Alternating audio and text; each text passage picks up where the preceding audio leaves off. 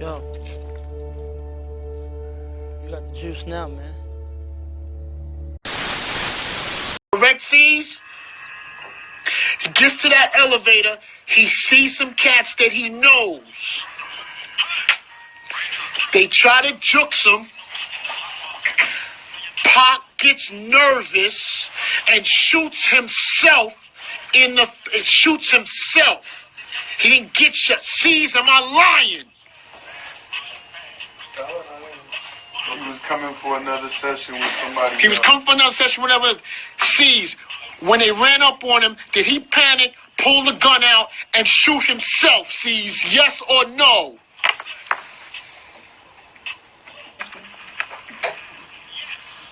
I got the story right. I got the story right. C's pleading the fifth? Nah, C's is here. C's is here. He resisted. He reached for his joint and popped himself. First by mistake. I told you. I fucking told you.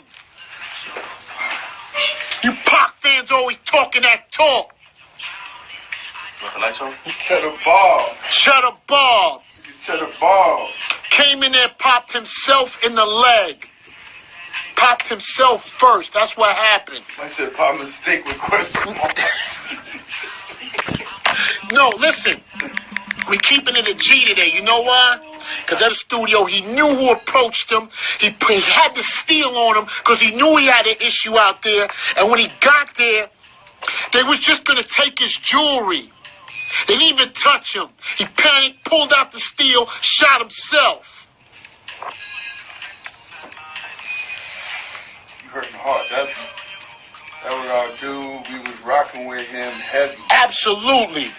Was rocking with him heavy. Everybody loved him. He let him let the shit. Would have never did that. Biggie would have never talked about this situation. And I'm gonna tell you what I fucking hate about. I'm gonna tell you what I hate. And people always want to ask me why I said it 20 years later. Laid them both down.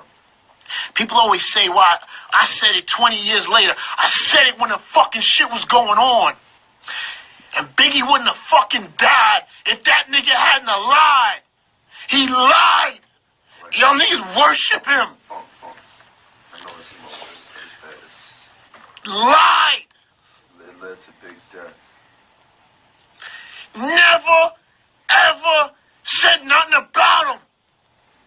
He fucking lied.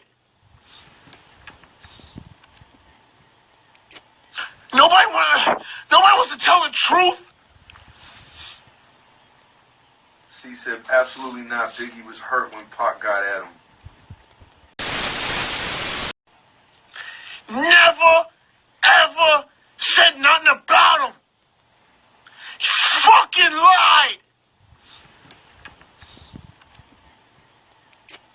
Nobody wants to tell the truth. C said absolutely not. Biggie was hurt when Pac got at him. Y'all niggas don't want to tell the truth. It existed. You worship it. T.I., you talking about G-code. But T.I. wasn't there for him. That's not G-code. That ain't G-code. He lied and Biggie died. That's my only issue. That's it. That's it, bro. Why is that so hard? What's so hard about that? You think that's cool? You think that's good? We worship that? I don't worship that, and I won't, and I don't have to. I still have morals. I still have morals. I give a fuck. He lied, and he carried that lie for years to his grave. He knew Biggie and set him up. Niggas shot and killed Big. Killed Big because of what he said. It's all right, though. Cool. Nothing big. Whatever. Lover said me and Pop got tossed out of. I want to say something about Suge. Something that people don't say about him properly, because people always talk about the bad about Suge Knight. But I'm going to tell you something about Suge Knight from the outside looking in, from this side of the world looking over there. And y'all may think this sounds a little crazy. I admired Suge. You know why? I watched him take a guy like Dr. Dre, after Dr. Dre was in a terrible situation, a terrible musical situation, and watched Dr. Dre shine again. And I thought that was incredible. I think all those artists they put out on that label, it gave Puff and everybody the whole blueprint of how to be successful again. And I agree with that. And what he laid down in the music business. But I want to be so fucking clear right now. When he used to come to New York, nobody gave a fuck. Nobody was scared of him. He'd have no weight over here. Zero weight. He used to come in a hotel over in Fort Lee. He used to stay over there and sneak into the city. Now, all of that is to say is I'm not disrespecting his hustle. I'm just saying I was never scared of him. Suge been in the studio up here, right here, before, because he came to see Angie Martinez. He ain't say nothing to me. I ain't say nothing to him. He had one of his little rappers here with him, too. So I know you got that tough guy image of your dad. In New York, we didn't give a fuck. He ain't had no weight. Remember, that's all I'm saying. I'm not calling him a snitch. I ain't calling him a fucked up. And I was saying that on the radio. When I was there, I was saying it. He was here. He was here. Nobody scared of him. That's the shit that's like, that's how I feel. So I'm not slandering the dead. I'm just giving you a situation. We just giving truth. That's all. I'm just keeping 100. Pac's music, I love him. I love what he put down. I love what he put in the game.